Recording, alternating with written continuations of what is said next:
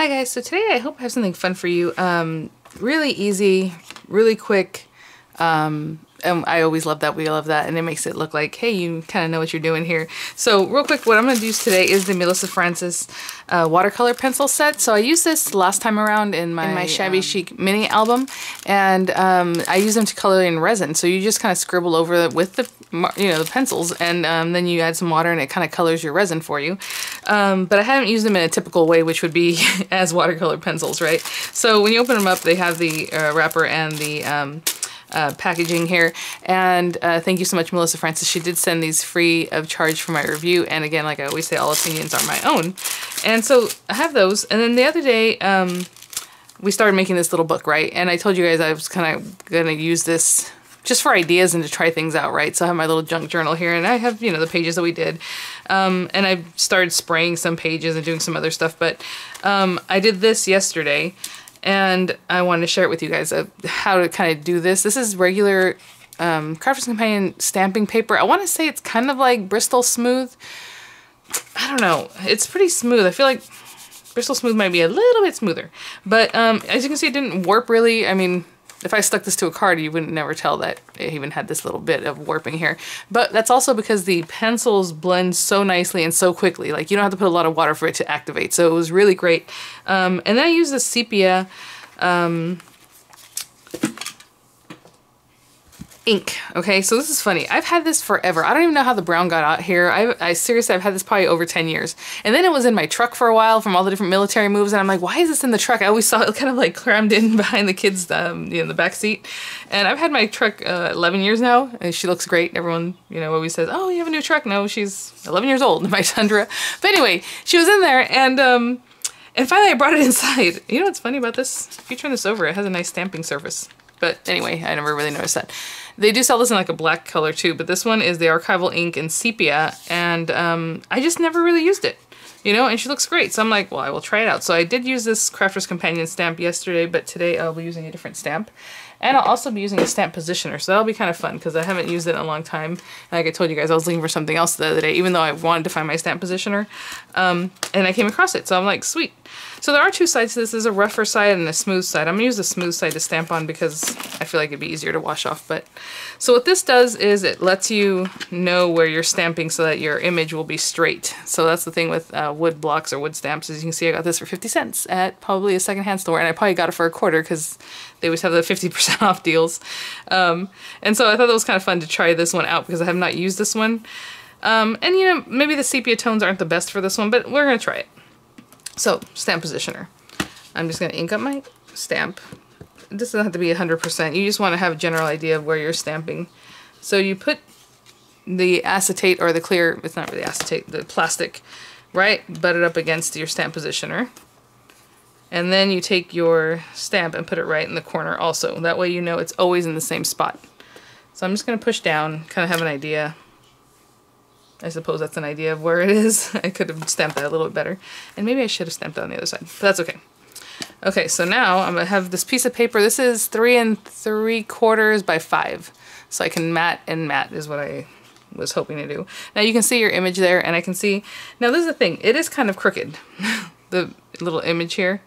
But at the same time, if you want to, kind of straighten that out or do whatever, you can kind of see what's going on. So this is slightly off. So now you positioned it, you're going to put your plastic back, not your plastic, but your stamp positioner, oopsie, in the right spot. This one's so close to the paper that it's hard to, okay, so now I'm going to remove this. I'm going to ink up my stamp again, and hopefully I get it inked up completely.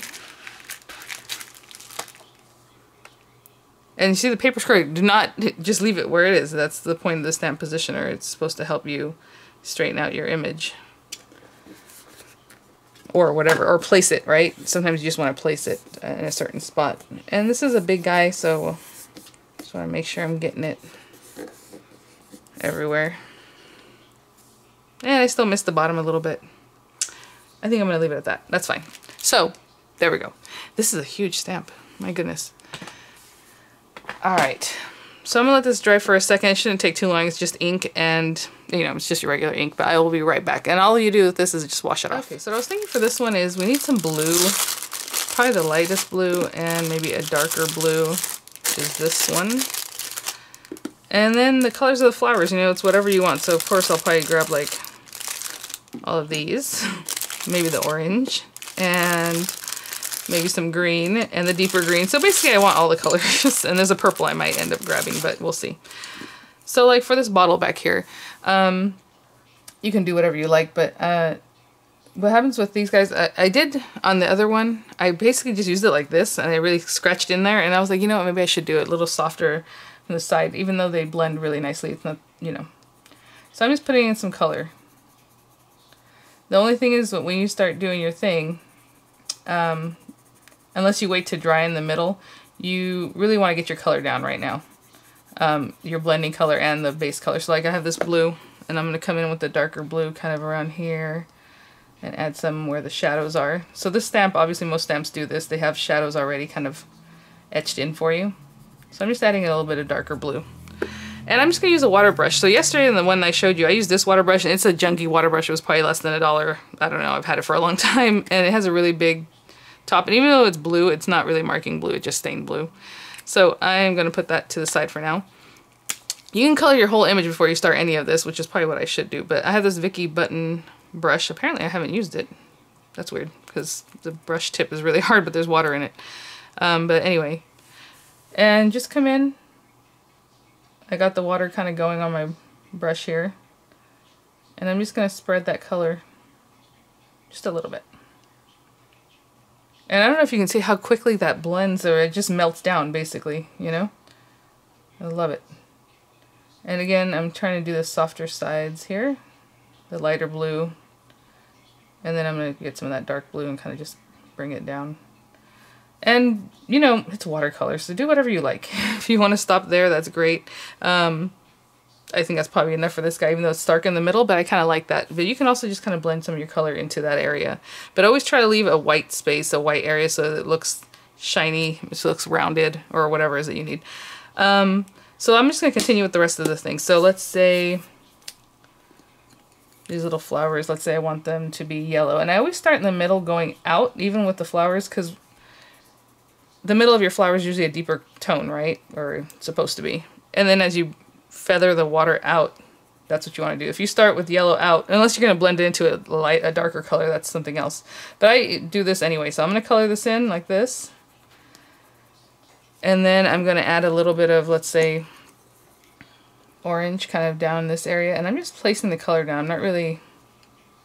I am staying within the petals, though. But, you know, just kind of get it down there. And now I have my brush. And I always just kind of make sure it's not too wet. I'm not squeezing it. I'm just making sure it's a little bit wet. And I'm going to blend out from that middle out. And again, I don't go all the way to the tip of the flower, just to give it a little bit of white space, which I always like to keep. So again, I'm barely touching it. I can see this thing's putting out too much water. You can always use your hand or just pull the water off. And from the center out. And there's our little yellow flowers. And I suppose they can have a green. No, let's do a brown center, huh? This looks brown. And I just barely put any color down. I'm just going to let that kind of blend out there.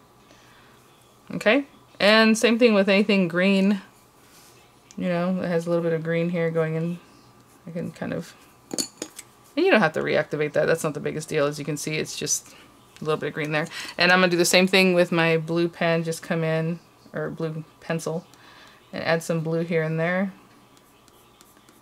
And again, I lost part of this jar over here on this side, but it kind of looks artsy. I don't mind that.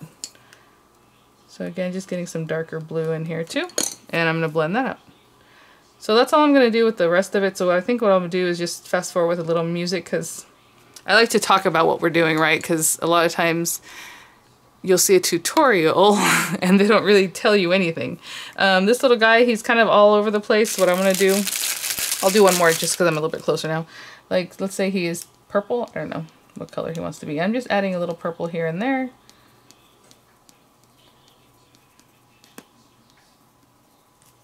And let's bring in some green. I really can't tell what this flower is. There's like an extra little flower here that's something else. I'm just adding green. Now, we're going to be careful with this though, because we don't want that to get all over the place. So there's like a little orange flower here. Let's say it's a little orange flower. There are different flowers in here, and let's put in a little blue flower up here. Whatever these guys are. So since there's a lot of colors here, I'm barely going to activate them in order. You know, so these are the blue ones. I'm going to touch all the blue ones. Clean this off.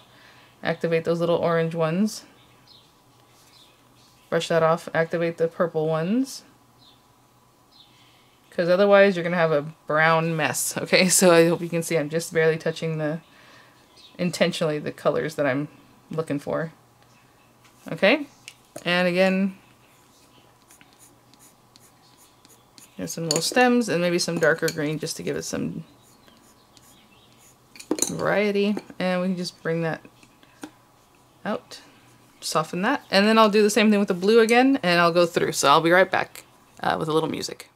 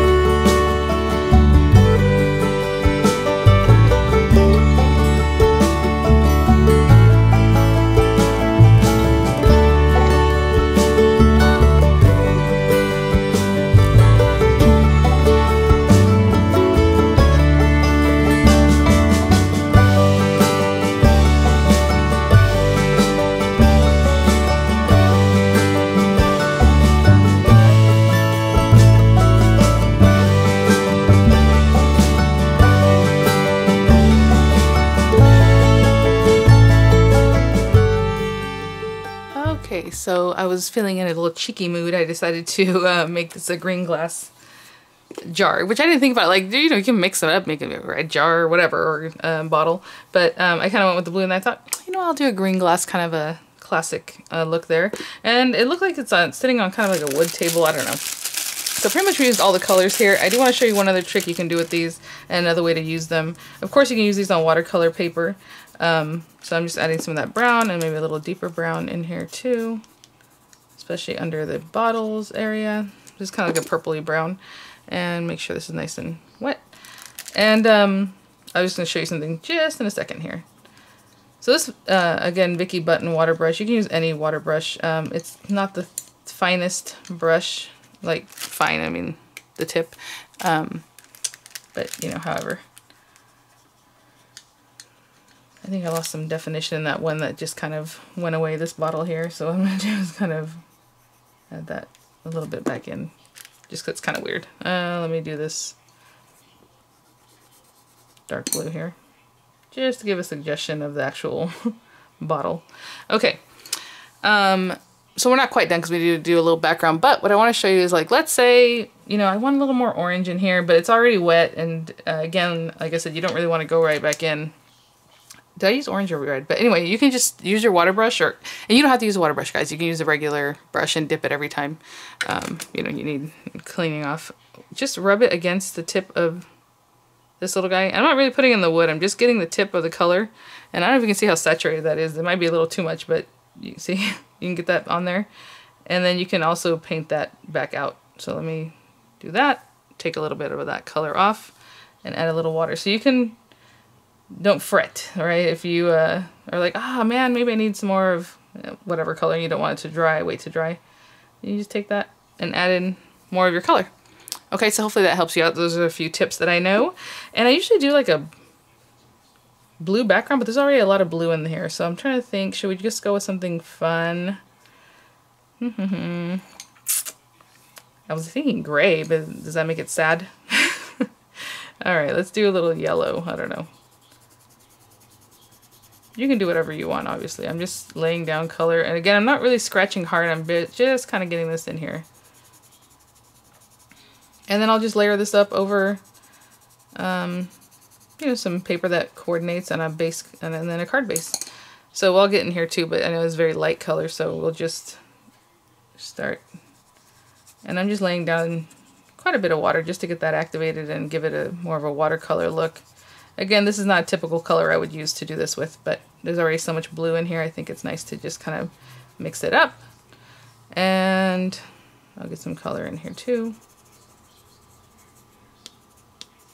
Okay, and that's it. So thanks for watching, guys. Really easy. I'm just super surprised. Like, this is, again, Crafter's Companion, like super sturdy stamping paper. It's 300 GSM. So basically, most 300 GSM paper will be nice and sturdy like this, but it worked out great. So I just want to show you that. Again, if you have your Bristol Smooth, you can probably do the same thing. And I'm just going to add a little touch up here and there, but I will see you guys at the next one. I'll have any links that are available in the description box, and I hope you guys are doing well, and I'll see you all at the next one. All right, bye now. Sorry, I was putting things away, and I did want to mention a couple things. Obviously, it's a review, so I wanted to try them out, obviously, for you guys. You see how the color is so nice. Pretty bright. What I love about this set, I'll just tell you right now, is super inexpensive. That's number one. Number two is that it has that bright pink. So it's hard to get a pink going in watercolor. Like, even if you start with red and just dilute it, it's not gonna be pink. Like, it's just not.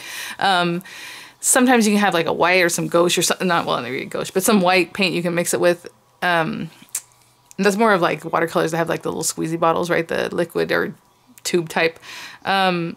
And that's a little bit above, you know, my pay grade. So I like this kind of thing. And I really love that bright pink, and that orange is lovely. And they just melt so quickly. I mean, you guys saw as I'm working with it, the colors just, you can't really see my strokes, you know, with the pen, the pencil strokes, you know? So that's always what you're looking for with something like that. And again, you can feather it out more.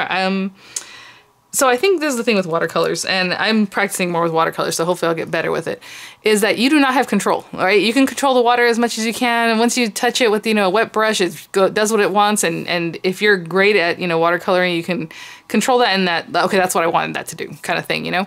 But that's the whole point. You're kind of, you don't have control, so you kind of have to be relaxed, like chill, and just go with it, right? It's watercolor. People understand that. If you send a card with to somebody and it has like a little, you know, or a little extra here, it's watercolor. That's what happens.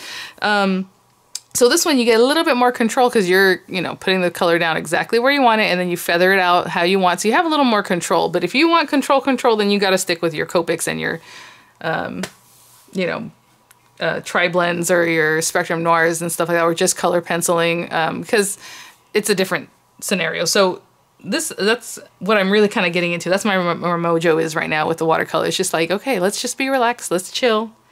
You know, it's nice to put down the color. I mean, I think this looks lovely. And like I said, you can blow it up more. Like if you wanted more water to bring the color outside of the petals a little more, like more of an AI feel, the way they do, you know, just kind of blow it up, then do that. But for right now, I wanted them to kind of stay within, so that's why I left like the white space at the edges of the flowers, you know, as much as I could. So really fun.